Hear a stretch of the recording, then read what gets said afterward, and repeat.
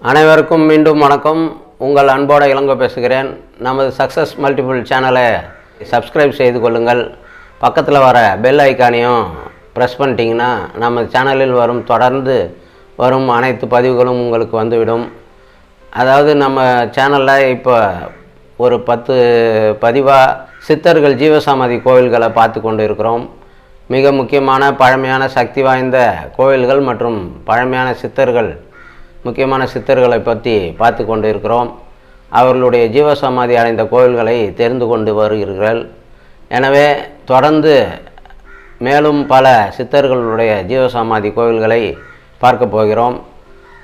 அதற்கு முன்பாக ஒரு முக்கியமான செய்தி என்னவென்றால், நான் கும்பமுனி சித்தர், அதாவது அகத்தியர் சித்தர் ஜீவசமாதி கோவிலை முதலில் இதில் பதிவிடும்போது உங்களுக்கு சொல்லியிருந்தேன்.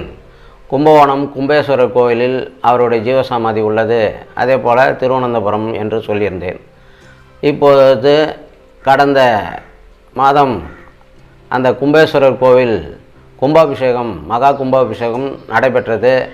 எனவே அது தொடர்ந்து 48 நாட்கள் மண்டல பூஜை நடைபெற உள்ளதால் அங்கு சென்று இந்த காலங்களில் வழிபட்டால் எல்லோருக்கும் வேண்டுதல்கள் முழுமையாக நிறைவேறும் என்பதை கூறிக்கொண்டும், அதே போல் காஞ்சிபுரத்தில் உள்ள பஞ்சபூத தலங்களில் முக்கியமான தலமான பூமிக்கு உண்டான தலமான திரு ஏகாம்பரீஸ்வரர் கோவிலை எல்லோரும் அறிந்திருப்பீர்கள். அங்கும் சென்ற வாரம் மகா கும்பாபிஷேகம் நடந்தது. அந்த கோவிலும் மிக சக்தி வாய்ந்த பழமையான மிக ஒரு வரலாற்று சிறப்புமிக்க கோவில். அங்கும் ஒரு சித்தர் ஜீவசமாதி கோவில் உள்ளது. திரு காமேஸ்வரர் கோவில் இருக்கும். அதன் எதிர்ப்புறத்தில் கோபுர வாசலுக்கு எதிரில் ஒரு மண்டபம் இருக்கும். அந்த மண்டபத்திலிருந்து கிழக்கு புறமாக ஒரு சாலை வருகிறது. அங்கு சென்று மீண்டும் இடதுபுறம் சென்று வலதுபுறம் சென்றால் கிட்டத்தட்ட ஒரு 1/2 கிலோமீட்டரில் நடந்து செல்லும் தூரத்தில்தான் அங்கும் ஒரு சித்தர், முக்கியமான பழமையான சித்தர். அவருடைய பெயர் ஓம் ஸ்ரீ கடுவெளி சித்தர். கழுவெளி சித்தர் என்றும் சொல்லுவார்கள், கடுவெளி சித்தர் என்றும் சொல்லுவார்கள். அவர் பல வருடங்கள் தவம் இருந்த இடம் புதுச்சேரிக்கு அருகில் உள்ள இரும்பை கோவில்தான், இரும்பை சிவன் கோவில். அங்குதான் பல வருடம் அவர் தவம் இருந்தார். கடும் தவம் இருந்து கழுவெளி என்று பெயர் வந்தது அவருக்கு. எனவே அங்கிருந்து இறுதி காலத்தில் காஞ்சிபுரம் ஏகாம்பரீஸ்வரர் கோவிலுக்கு எதிரிலேயே, அதாவது வெட்டவெளியில், அவருக்கு மண்டபம் கிடையாது, கோவில் கிடையாது. அவருடைய ஜீவசமாதி உள்ள இடத்தில் பெரிய சிவலிங்கம் உள்ளது. மேலே ஒரு பந்தல் உள்ளது. அது உத்திராட்ச மாலையால் செய்யப்பட்ட பந்தலாக இருக்கிறது. அந்த இடத்தில் அவருடைய படம் வைக்கப்பட்டுள்ளது. வெட்டவெளியில்தான் கோவில் உள்ளது. அங்கு பார்த்தீர்கள் என்றால் மிகப்பெரிய சக்தி வாய்ந்த இடம். எல்லோரும் ஏகாம்பரீஸ்வரர் கோவிலை பார்த்துவிட்டு அப்படியே வந்து விடுகிறார்கள்.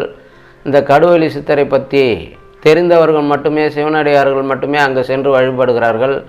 இந்த பதிவின் மூலம் நான் திரு ஏகாம்பரீஸ்வரர் கோவிலுக்கு செல்லும் அனைத்து பக்தர்களும், ஏனென்றால் ஏகாம்பரீஸ்வரர் கோவில் வரலாறு எல்லோருக்கும் தெரிந்திருக்கும், அதை விரிவாக நான் கூற விரும்பவில்லை.